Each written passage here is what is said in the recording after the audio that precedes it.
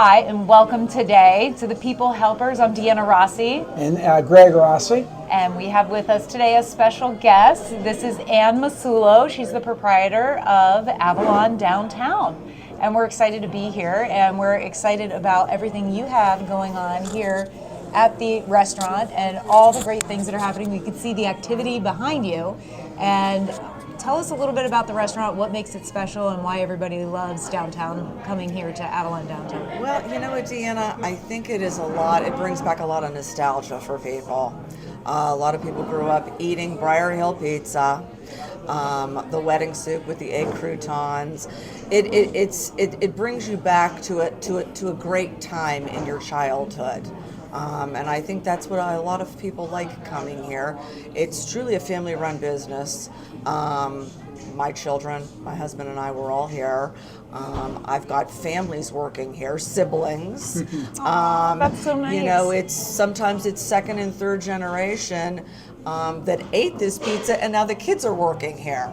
So it's a lot of family-oriented atmosphere, and I think that's what people really enjoy about it. And you don't just have pizza, right? You have some other things that... Yes, we do. We have fried zucchini chips My favorite. that are a big seller, as well as some of our other fried stuff that's all hand breaded. Salads are also another big seller here too. I use a hydroponic grown lettuce. I didn't know that. So it's really a great salad. And if you're nice, Mike brings you out some fried dough. Yes, he A little does. kiss at the But end it's of the only night. that's only if you're Only nice. if you're nice. Only So, if you're but nice. now, cocktail wise and drink wise, what is your number one seller? Beer, obviously, with pizza. It's kind of synonymous. We do have, we have a full bar with all types of liquor, anything that you could want. We do have a very wide selection of bourbons. Nice. That we do have people that come in specifically for the bourbon. Yeah, for a bourbon. So we do have a wide variety of that, as well as like the craft beers. But those, they come and go depending on the season. And as you said, the fried dough, which is kind of funny because in this area we're very used to sometimes the proprietor bringing and getting somebody something. And when we have people from other areas that come in, that maybe you're staying at the hotel, and we'll bring them fried dough, they'll say to us, no, we didn't order this. Oh, that's so cute. So it's really, really kind of cute how we do things here that other areas don't do, which is, it's kind of novel. And then there are people that my husband has conditioned, and they'll look at me if he's not here and go, are we going to get our fried dough? And I'm like, yes, don't worry, I will get you your fried dough. I love that. Now, right now you have access from 2 points. I mean, your main opening and location is on Federal Street Yes. in downtown Youngstown, but you recently added an entrance off the parking lot, paid parking out the back. Yes, we did. Yes, that parking lot, I'm glad you mentioned it, is paid. We do not own it. If you do But you park have there, access. Yes, if you do park there, you do need to pay, but you do have another way to get into the building. Now, there are stairs, so I mean, if you are with a walker or a wheelchair. From the back, there are stairs, but Yes. it is at street level, wheelchair accessible from the front. Right, from the front, but the back, no, it is not. But yes, it does make it a little bit easier with everything that's going on down here, which is why we decided to put that door in. That way it's more convenient for people if they're picking up their order or something, they can just park even on the street, or if they're coming to eat, they can park, pay, and come in and dine. Well, thanks so much. We really appreciate featuring Avalon Downtown. As you know, we love being here, and we love you, and we love the family. So thanks so much for hosting us. As an aside, Ann and I grew up together in Sherwood Forest, and then went to Mooney, and then we've battled downtown Youngstown through COVID and construction, and we're survivors, and things are on the upswing. And so And some people are watching from all over the country, and they have no idea what's going on outside this door. There's massive construction outside of the restaurant that's being done by the city to improve the streets, but it's been a very long and arduous process. So that it's almost done. We're really in close. Darwinian form, the strong will survive, The strong will and the survive. Avalon will survive. And come and join us here. Thank you, and Ann? thank you very much for both of Yeah. you asking me to join you today. Yes. Absolutely. Well, thanks so I'm much. honored. We'll, Yes. we'll let you get back to Get all to the your other customers. Thanks. Thank Bring the you. fried dough. Yes, You'll get the fried dough. of course. Well, and as we were talking about, this is such a great family restaurant, and we've known the family for many years. And one of the discussions we wanted to bring up today was about family documents and individual documents. So whether you have a family or don't have a family, there's documents that we found in both of our practices that are super important. And we really wanted to kind of talk about that. So we saw it really come to light during COVID. You were seeing it in your legal practice. I was seeing it in my financial practice. That you say that there's 4 documents that every person needs to have. So let's go through those. So what are the 4, and then we'll kind of dive into each of them. So the first 2 go hand in hand. That's a living will declaration, which basically says if you're in a permanent, irreversible, unconscious, and vegetative state, per the doctors, that you want to have your hydration and nutrition withheld and not be artificially sustained. And then you have a durable power of attorney for healthcare purposes, which goes hand in hand, which effectuates that declaration. And the reason why COVID brought that into play so much is people were not prepared for having people on the ventilator. Now, obviously, if there's a chance of hope and recovery, the doctors will do everything they can. But these come into play when there's no more hope, medical hope. And it really originated from Terry Schiavo, who was in a coma for, I think, 8 or 10 years, and they could not in essence, stop maintaining her electronically or. Because the family didn't want to. Well, no, they couldn't. They couldn't. Family wanted She had not expressed her wishes. There was no mechanism to, in essence, end her life. And so she lived for years and years and years. So a lot of state legislatures, and this is created by state law, allows for the living will declaration only under certain extreme conditions to say, hey, I don't want to be on the machines. I don't want to be maintained artificially. Stop this. And that's why that's important. So let's dive into that one, and then we'll get to the other. So, we found that the medical power of attorney is super important for many different reasons. Like you said, in case you're incapacitated, and then there's also some things when it comes to pregnancy as well, right? That is something that people really need to consider. Sure. I mean, the doctors are going to do everything they can to save the mother's life, the fetus's life. But there is a mechanism where if the fetus is determined not to be able to live, then you may have expressed those wishes. So the point is, make sure that you consult with an attorney, make sure that you have these documents. They're super important. So those were 2. It was the living will and medical power of attorney. Right. And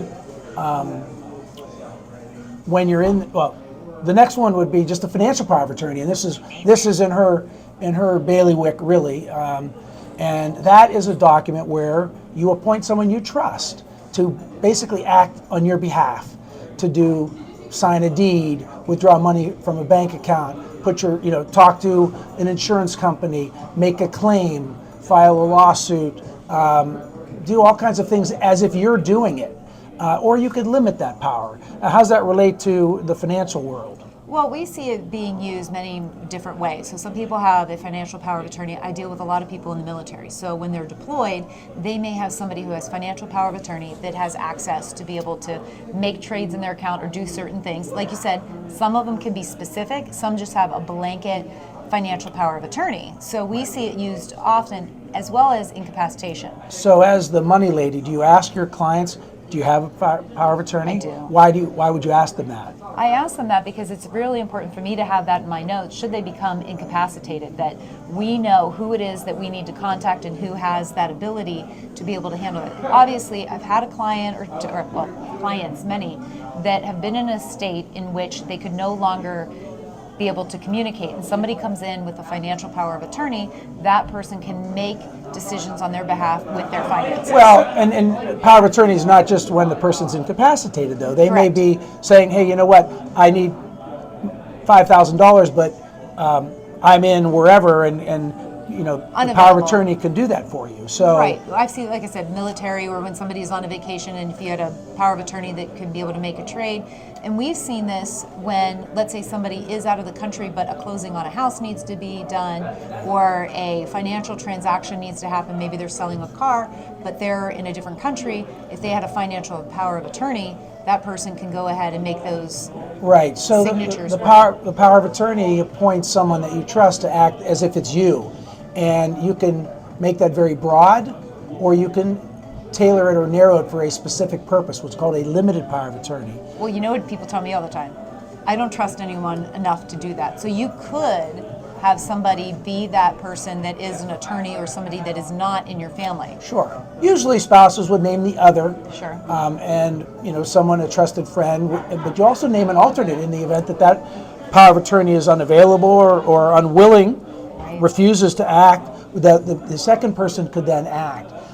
But the key to a financial power of attorney is you're acting as if you're that person. So you cannot do it for your own benefit. You cannot self-deal. You cannot exceed the scope. And you do, there could be repercussions. And so you're actually better off having a financial power of attorney because then it legally protects you. If they acted out of your benefit, then there are legal repercussions where I've seen people say, well, my wife or my girlfriend, she has my passwords. And that's actually illegal for them to go in. It's a felony if they go in and they act on your behalf with your password. So that should be something that your people are very conscious about, is not just saying, oh, well, someone has my passwords. They'd be able to handle some things for me. Right. And recently the powers of attorney have been expanded because of this technological world that we live in, where you need access to Venmo, PayPal, these financial instruments. You need I access. call it the social media cause, but it's called the digital assets. Digital but it also deals with social media. Anything that you have online, password, username, etc. If the person has granted you a power of attorney that allows you to act as if it was you in that context, man, you're going to eliminate a lot of problems potentially. And so one of the things that we have seen is we've seen people, let's say they were on a ventilator and then their Facebook account got hacked. Well, the family didn't have a financial power of attorney with that clause in it, so they try to get in touch with Facebook. Facebook can't do anything, so now this person's reputation has been just obliterated. And it's really important to have these media clauses, right? That clause in the last document, the last will and testament, because somebody is going to take that over. Right. We recommend these 4 documents to everyone, whether or not you're single, whether or not you're married, whatever it may be. And the last one is the last will and testament. Now, that's very important because once you pass away, if you have a power of attorney, the power of attorney terminates. So that person that you designated no longer has the authority to act on your behalf. You have to be either the executor or administrator and then appointed by the probate court to carry out your affairs. So again, that person that you name to handle your affairs, it's got to be somebody you trust. Frequently, you name the same person as the power of attorney. You trust them to do the power of attorney while you're alive. Right. You're going to trust them to carry out your affairs. In this current day and age, there's a lot of probate court avoidance, which means you can do a lot of planning. And you see that in yours, right? Because what about beneficiaries? Do you utilize that? Or So I tell everyone have a beneficiary on every account. So even your bank accounts, your investment accounts, your life insurance, obviously you list a beneficiary. And the beneficiaries IRAs, 401ks. IRAs, 401ks. So that helps, first of all, in getting that money directly. Directly to someone immediately. And there is some probate avoidance with some of those different types of accounts. And what happens is I've had a lot of the funeral homes, they call me up and say, I heard that there's a life insurance, can we have that directed to us? We can make that happen. It handles some things for a client that's dealing with obviously somebody passing away, but we can handle all the financial on their behalf. So beneficiaries are super important to designate that. And if you don't have somebody that you trust to give the money to, the thing with the beneficiary, we could have a whole topic just on beneficiaries, a whole podcast. The thing with the beneficiaries is you can also list a trust. So if you don't feel like you have somebody to be able to handle those monies appropriately with the way you would, this is where you get into the 5th document. Now, we recommend 4 documents for every single person, but there's a 5th document known as a trust. There's all kinds of trusts. That's its own episode. But you could designate a trust. Tell us a little bit more about how, in general, a trust can the beauty of a trust is it's a private document. Basically gives you much more control from the grave. You can be incredibly specific with respect to what you want the trustee, the person you trust, to handle the provisions moving forward in terms of the beneficiaries, how to distribute the assets, when to distribute the assets, under what conditions. And there are a lot of other benefits for a trust, but that is much more complicated than just having these 4 documents in place. Going back to the financial accounts, you may not want to put a second person on your account. or you may want to put that person and do joint with right of survivorship. Or if you don't want them on the account, that's Put where them the as TOD, which means transfer on death, or as the beneficiary. So they have no access to that while you're alive. They only get it while you're gone. Now, we've also seen that a lot of people, they think, oh, well, I don't need this until I actually have money. But one of the things we've seen is we send these kids off to college, they're 18 years old, and then suddenly mom and dad have no access to the child's medical affairs, to be able to get medical information. They got in a car accident, and now mom and dad have no information at the hospital. So we suggest this, and we did this with our kids the moment they turned. You turn 18, you're an adult. The parents don't have rights to that information. That's all protected information unless you've previously signed an authorization. But what if you're incapable of signing an authorization? If you've given a parent the power of attorney, they'll have the ability and authority to get that information and act on your behalf or make healthcare decisions. And what we're trying to do is have you prepared for things that come up unexpectedly. And these are simple documents. Attorneys will do them fairly inexpensively, but it just makes sense. So consult your professional. So we've got 4 documents. We want every everyone to single get person should have. as soon as you turn 18. So we have Living will declaration, durable power of attorney for healthcare, financial power of attorney, and your last will and testament. And if it deems necessary, if your term attorney and your financial professional may also suggest this, maybe a trust would be something you would add on to that. Yes, if but that's there are going to be in a reasons for small it. percentage Right. of situations. But we're just wanting people to be prepared for life. Life happens. And we've seen circumstances, and you've seen circumstances where when these documents are not in order and your affairs are not in order, it's a nightmare for the family. And that's what we're trying to avoid. So this is simple stuff, but it's extremely important. And there's mechanisms. Do you have mechanisms to keep these documents secure, or how do you? There are mechanisms to keep them secure. So there are all types of online vaults, and we actually have ones that have online vaults that can then email someone upon your passing, and there's security on that. But there's many different ways you can do that. I think for a lot of people, they're so afraid that it's a morbid conversation. They don't want to have this conversation. But I'll tell you, what's even worse is being there with a family that's confused about the money. They're trying to figure out how to pay the mortgage and the car bill when someone is incapacitated and they don't have access. That is scarier. That is worse. Have the conversation ahead of time. Right. Yeah, and financial advisors, as you indicated, you're going to tell people to have beneficiaries. I've seen situations where people have IRAs or 401ks and they failed to designate a beneficiary. Now, you hopefully that doesn't happen. You're going to tell these people primary beneficiaries, contingent beneficiaries, have that in place. Because if you don't, and then it goes to the estate, it could take months or a year before that money could be You know what everybody available. does? Well, I shouldn't say everybody. A lot of people do, and I feel it's erroneously, it's not the best protection of their money, is they may assign their underage children. So if their underage children are the beneficiary, there are some issues there with that money getting tied up.